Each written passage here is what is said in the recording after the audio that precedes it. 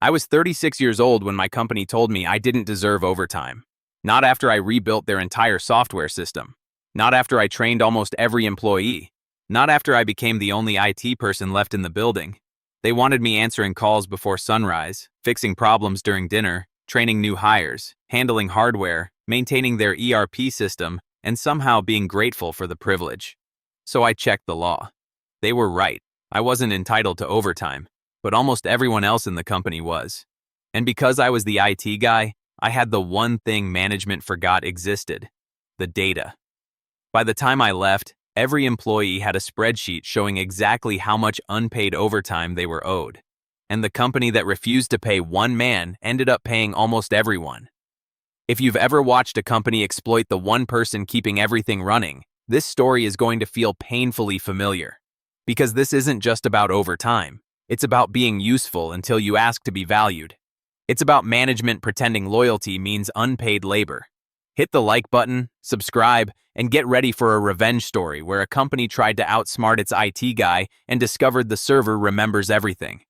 Bob was 36 years old when he learned that companies do not always reward the person holding the system together. Sometimes they just hand him more duct tape. Bob had been around computers since he was a kid. Not casually. Not in the I know how to reset a router way that makes some people feel like digital wizards. Bob actually understood systems. He understood the ugly little places where software broke. He understood why printers acted like cursed livestock. He understood databases, user permissions, networks, backups, hardware failures, and the strange emotional dependency full-grown adults develop toward computers they refuse to learn properly. He had been working in IT for years. Like most IT people, he had moved from job to job. Better pay here, better title there, worse managers everywhere, because apparently that feature ships globally. Eventually, he landed at a service and distribution company in Ontario, Canada. The company was not tiny, but it was not massive either. Big enough to have departments, small enough that everybody knew who to blame when something stopped working. Dispatch, inventory, sales, payroll, finance, shipping, receiving, customer service, warehouse staff, managers, supervisors, the whole machine. And behind that machine were two IT employees, Bob and another guy named Alan. That was it. Two people responsible for keeping the company's digital spine from snapping. At first, the job was manageable. Busy, but manageable. Bob handled software issues. Alan handled plenty of hardware and support tickets. They both crossed over when needed. A broken scanner in the warehouse. A sales rep locked out of his account. A printer refusing to print invoices because printers are tiny plastic demons with paper trays. Normal IT work. Annoying, but survivable. Then management decided the company needed to modernize. This is where the story really begins. Before the modernization project, the company used separate programs for almost everything. One system for dispatching, another for inventory, another for payroll, another for finances, another for customers, another for vendors. Data had to be moved from one program to another. Reports were messy. People double-entered information. Errors slipped through. Someone in sales would promise stock that inventory did not actually have. Someone in finance would wait on numbers from another department. Managers would ask for reports that required 3 programs, 2 exports, a prayer, and someone named Linda who knew where the old spreadsheet lived. It was inefficient. Everyone knew it. So management decided to bring in an ERP system, Enterprise Resource Planning, a big, all-in-one software platform that could handle almost everything. Purchase orders, sales, inventory, customers, vendors, personnel, payroll, shipping, receiving, reports, all of it. One central system, one source of truth. In theory, beautiful. In practice, a complicated beast that eats weekends and produces training manuals. Bob knew one ERP platform very well from a previous job. He had implemented it before. He understood its modules. He knew its quirks. He knew how to train people without making their eyes glaze over completely, which in corporate software training is basically a miracle. So when management asked for recommendations, Bob gave them one. "This one will work," he said. "It's not simple, but it fits what we do. I know it inside and out." Management loved that. Not because they respected Bob's expertise. No, let's not get sentimental.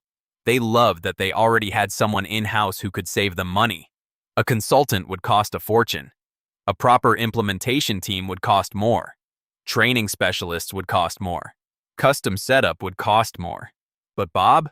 Bob was already on payroll, the most dangerous phrase in corporate budgeting. Already on payroll, meaning his time looked free to the people spending it. The ERP implementation began, and Bob's life disappeared. He spent weeks buried in setup, user roles, permissions, data migration, vendor records, customer records, part numbers, pricing structures, inventory counts, purchase order workflows, sales order processes, shipping labels, receiving procedures, payroll links, finance reporting. Every department had needs. Every manager had opinions. Every employee had fear. People who had used the old systems for years suddenly had to learn something new, and adults learning new software can become spiritually indistinguishable from toddlers denied snacks. The receiver only needed to know how to accept shipments, verify quantity, and confirm stock. He didn't care about vendor pricing. He didn't care about sales margins. He just needed his screen to show the right button. Sales needed inventory visibility. Customer service needed order history. Finance needed clean reports. Warehouse staff needed scanning processes. Payroll needed personnel data. Managers wanted dashboards. Executives wanted reports that made them feel like the company had become modern instead of simply more expensive. Bob trained them all. Group sessions, one-on-one sessions, printed guides, screenshots, walkthroughs, repeated explanations. He would show someone how to do a task. They would nod. Then, 10 minutes later, open a ticket asking how to do the same task. He would walk across the building, explain it again, and watch them say, "Oh, right," as if the knowledge had been stolen from them by wind.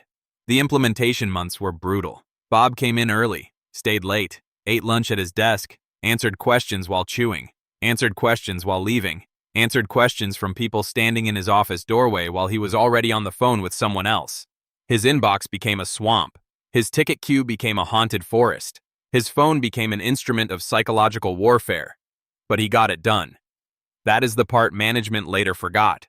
The system worked because Bob made it work. After a few months, the company was running fairly smoothly. Not perfectly. No ERP system runs perfectly because humans touch it, and humans are very talented at creating new problems by clicking confidently. But the big chaos settled. People learned their tasks. Departments adjusted. Reports became cleaner. Inventory became more visible. Sales could see stock. Finance had better numbers. Management got their dashboards. The company looked more efficient. Bob was exhausted but proud. He had done something major, something valuable, something that would have cost the company a fortune if they had paid outside experts properly. Naturally, his reward was more work, because competence is punished by repetition. The company started expanding into different time zones. At first, that sounded good. More customers, more sales, more growth. Executives love growth because it allows them to say exciting things in meetings while someone else absorbs the consequences. The company began marketing across Canada, Atlantic Canada, Pacific Canada, different time zones, different customer schedules, different expectations. And suddenly, the normal workday stretched. Atlantic Canada was ahead. If someone sent an order or email at 8 a.m. their time, it reached Ontario at 6:30 a.m. Pacific Canada was behind. If someone in Vancouver sent something at 3 p.m., it hit Ontario at 6 p.m. That meant the company's business hours were no longer really business hours. They became a long, elastic mess. Employees came in early, employees stayed late, customers expected responses, sales wanted support, dispatch wanted fixes, warehouse staff needed system access, and every time something in the ERP system went wrong, the path led to IT, which meant Bob.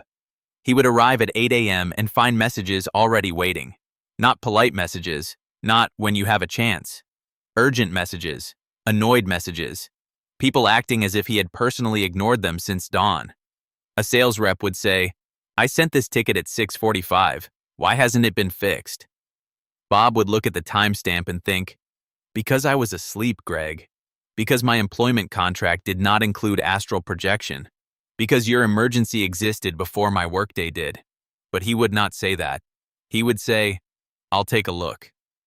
Then late in the day, The same thing happened from the West Coast. Calls after hours, emails during dinner, messages at 6:30 p.m. Someone unable to generate a quote, someone locked out, someone needing access, someone saying, "This has to be done tonight." Bob's phone would buzz while he was eating, buzz while he was driving, buzz while he was trying to sit in silence for 10 minutes like a person whose nervous system had not been leased to a distribution company. At first, he answered because he cared. That was his mistake. Good workers often create their own cages by proving they will climb into them. Management noticed the strain, not enough to compensate it. That would be vulgar. They noticed just enough to rearrange it. They decided Bob and Alan should stagger shifts. Bob would start at 6 a.m. and work until 2:30 p.m. Alan would start at 10:30 a.m. and work until 7 p.m. On paper, neat. In reality, Alan had kids. He had school drop-offs, family routines, evenings, responsibilities. He refused. Management insisted. Alan quit. Just like that, the two-person IT department became one person. Bob. One person for the ERP system, one person for hardware, one person for training, one person for support, one person for every department, one person for every time zone, one person standing between the company and its own expensive software collapse. Management told him they would hire another IT person. They said it with confidence. They posted the job. They waited. Candidates came and went. The problem was obvious to everyone except management, which is usually how these things go. They wanted someone who knew the ERP system. They wanted someone capable of supporting a company-wide platform. They wanted someone who could handle hardware, training, user support, permissions, reporting, and emergencies. And they wanted to pay well below market rate. A bold strategy, like fishing with a paperclip and then blaming the lake. Bob knew they would not find anyone good. He knew because he had friends in IT. He knew the market. He knew what people with his skill set were making. He knew what the company was offering. The numbers did not lie. The company wanted expertise at bargain bin pricing. So Bob did what any reasonable person would do. He asked for a raise. He laid it out calmly. Alan was gone. The workload had increased. He was supporting more departments across longer hours. He had implemented and maintained the ERP. He was training employees. He was handling hardware. The company depended on him. He wasn't asking for charity. He was asking for compensation that matched reality. Management denied it. Not delayed. Not negotiated. Denied. They gave him the usual lines: budgets, timing, market conditions, appreciation, teamwork, the verbal equivalent of stale crackers. Bob sat across from his manager, listening, hands folded, face controlled. Inside, something started to tighten. Not rage, not yet. A colder calculation. Then he asked about overtime. If they would not raise his salary, could he at least be paid for the extra hours? The calls before work, the calls after work, the support outside normal time, the constant expansion of his day. Management had an answer ready. As an IT specialist in Ontario, he was exempt from overtime. Bob checked the law, and, annoyingly, they were correct. Not morally correct, not ethically correct, not decent. But legally, in his specific role, they could deny overtime. A small technical victory for the company, the kind that makes managers feel clever while termites chew through the foundation. Bob accepted the answer outwardly, but something changed inside him. Because being told no is one thing. Being told no while your employer continues to take more from you is another. The workload kept increasing. Every morning, Bob arrived to a queue of complaints. People were angry that he had not solved problems submitted before his shift. Every afternoon, people were angry that he did not stay available forever. He trained new hires because nobody else knew the ERP well enough. He fixed scanners, reset passwords, managed permissions, handled system tweaks, answered reports, explained workflows, supported dispatch, supported warehouse, supported sales, supported finance, supported payroll, supported managers who wanted data but did not know what question they were asking. His office became less like an IT department and more like a complaint chapel. People came to confess their software sins and demand absolution. I clicked something and now it's gone. I don't know what I changed. It worked yesterday. The system hates me. I need this right now. It's urgent. Everything was urgent. Nothing was planned. Bob began to dread the phone.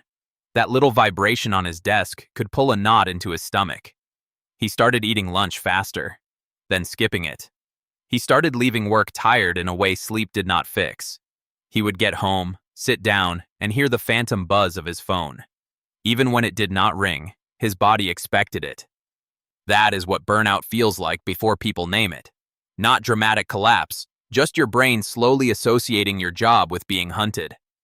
He asked again for better compensation. Denied. He asked again about workload. They said they were still trying to hire. He asked whether expectations could be adjusted until someone was hired. They said the business needed support. The business. Always the business. A mystical creature that requires sacrifice but never learns names. Then came the chewing out.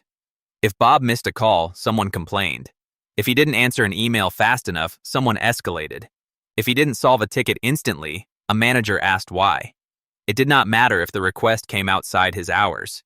It did not matter if he was already handling 5 other things. It did not matter that the department was understaffed because management refused to pay market wages.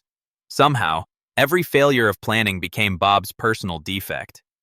One afternoon, after a particularly bad meeting, Bob sat at his desk and stared at the ERP login screen. His coffee had gone cold. His inbox had 70 unread messages. His ticket queue looked like a digital landfill. The phone had rung 3 times in 5 minutes. He had just been told again that a raise was not possible, and he thought, they will never stop, not because they cannot, because they do not have to. That was the turning point. Bob stopped asking himself how to make the job work. He started asking how to leave. Quietly. No big announcement, no emotional resignation speech, no dramatic confrontation in the break room. He updated his resume, contacted people he knew, looked at roles, took calls, interviewed. And because Bob was actually good at his job, finding another employer was not difficult. Funny how the market suddenly values you when your current company does not control the conversation. While he searched, Bob kept doing his work. That is important. He did not sabotage systems. He did not delete files. He did not lock anyone out. He did not plant digital landmines like some cartoon hacker in a basement wearing fingerless gloves. He did his job, but he also started thinking. Because Bob knew something management had forgotten. The ERP system did not just manage orders and inventory, it logged users. Every time an employee signed in, the system recorded it. Every login, every log out. And even if employees forgot to log out, the system would automatically time them out after 15 minutes. That meant the ERP had years of data showing when people were working in the system. Not perfect for every task. Not a full-time clock, but strong enough to reveal patterns. And in this company, almost everyone used the ERP. Sales, warehouse, dispatch, receiving, finance, customer service.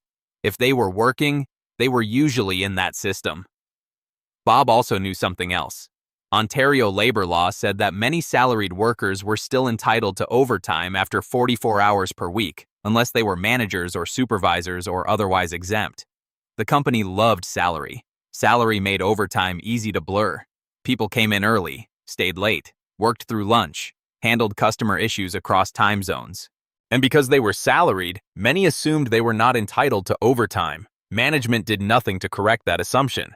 Obviously, correcting that assumption would cost money, and money is the corporate version of blood. Bob, however, had the data. He could see who logged in early, who stayed late, who worked beyond 44 hours, who was not management, who had accumulated unpaid time week after week, month after month, since the ERP implementation. The same system Bob had recommended, the same system Bob had implemented, the same system management used to increase efficiency. That system had been quietly recording their wage problem for years. Beautiful. A rare moment where software did not make life worse. Bob was careful. He did not want to create trouble blindly. He reached out to an employment lawyer. He explained the situation. The ERP logs, the salaried employees, the overtime threshold, the non-managerial staff, the fact that he intended to refer employees after he left. The lawyer confirmed enough for Bob to move forward carefully. Bob was not going to represent anyone. He was not going to promise outcomes. He was not going to pretend to be a legal expert. He would provide employees with their own work-hour data and the contact information of someone who actually knew the law. That distinction mattered. Revenge works best when it does not require stupidity. Bob lined up another job. A better one. Better pay. Better boundaries. A company that, at least during the interview process, understood that IT people are not emergency furniture. Once the new job was secured, Bob gave notice. Management was surprised. This was hilarious in the bleak way corporate blindness is hilarious. They had denied him raises, denied overtime, buried him in work, failed to hire help, blamed him for delays outside his hours. And somehow, when he resigned, they looked shocked. His manager called him into an office.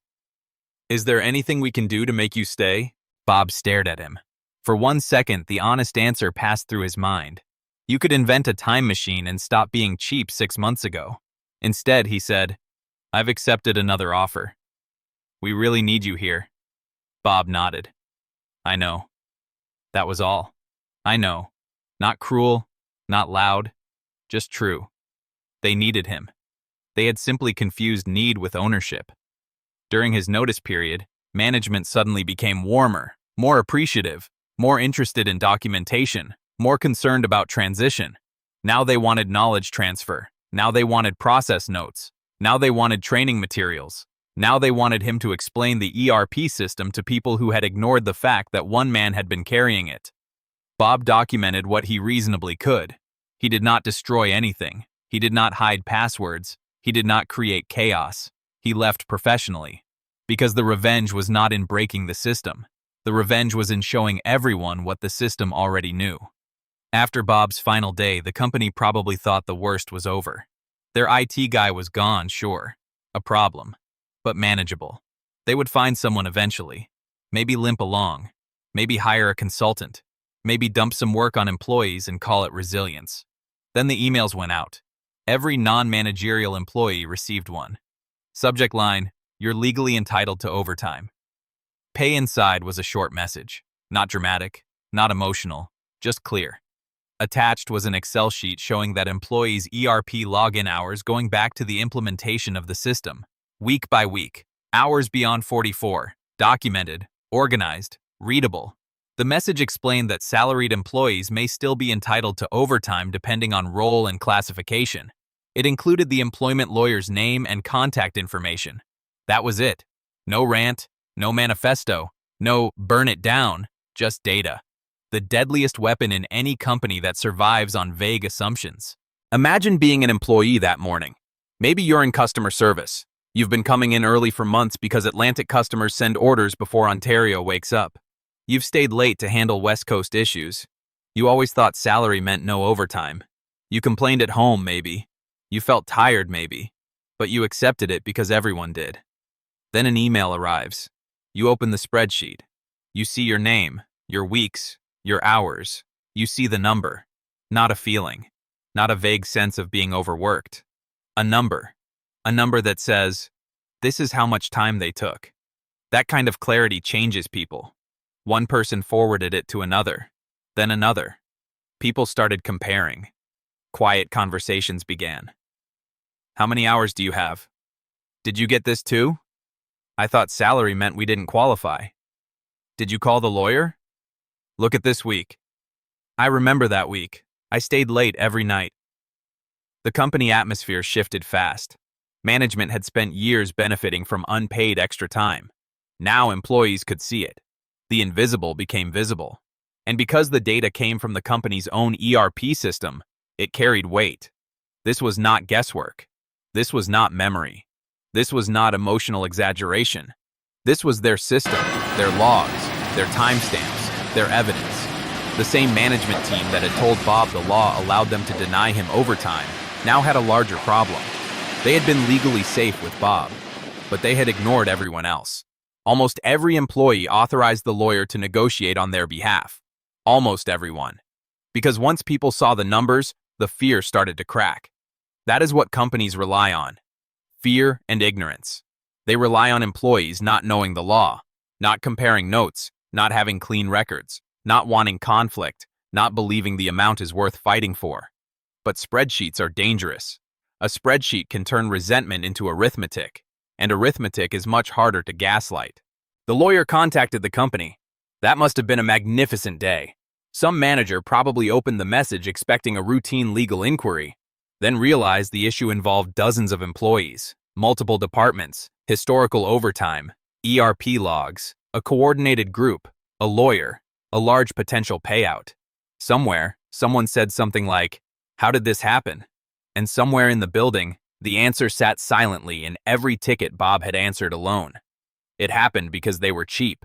It happened because they ignored workload. It happened because they assumed salary meant free labor. It happened because they thought one IT guy could be squeezed forever. It happened because they forgot the IT guy could read the system better than anyone. Bob heard about the fallout later. The company had to pay a large amount of money, not one overtime claim, not one disgruntled employee. A broad settlement or negotiation involving many workers who had been putting in extra time without proper compensation. The company that refused to pay Bob for the extra work he was doing ended up paying almost everyone else. That is the kind of irony you want framed. All they had to do was treat Bob fairly. A raise, a realistic workload, a second IT hire at market pay, some boundary around after-hours support. Even basic respect might have changed the outcome. But they chose the usual management strategy: deny, delay, exploit, blame, then act shocked when reality invoices them. Bob moved on to his new job: better pay, better treatment, less chaos. And the old company was left with exactly what it had earned: a missing IT expert, an undersupported ERP system, a staff full of employees who now knew they had been underpaid, a legal bill, back pay, and the very expensive lesson that systems remember. The most satisfying part was not Bob resigning. That was survival. The satisfying part came after he left, when employees opened their inboxes and saw the subject line, "You're legally entitled to overtime pay." Then they opened the spreadsheets, week after week of early logins, late logouts, hours beyond 44, time they had given to the company because they thought salary meant silence. Suddenly, every ignored evening, every early morning, every "just handle this quickly" became visible. Then the lawyer stepped in. Almost every eligible employee joined, and the company that had smugly told Bob he was exempt from overtime had to pay a fortune to everyone else they had overlooked. Management tried to save money by refusing to value the IT guy. Instead, the IT guy showed the entire workforce exactly how much money management had taken from them. That is not sabotage. That is literacy with consequences. Companies love data until the data describes their own behavior. They wanted an ERP system to track productivity, inventory, sales, customers, and performance. They forgot it also tracked time. And when you exploit people long enough, the truth does not need a speech. Sometimes it just needs an export button. If this story gave you that clean satisfaction of watching a cheap company get billed by its own records, hit the like button and subscribe for more revenge stories where the quiet employee turns out to be the one person management should have respected. Comment your verdict. Was Bob's move perfect justice, or should the company have been hit even harder? Because the oldest rule in modern business is simple: do not mess with the person who controls the reports.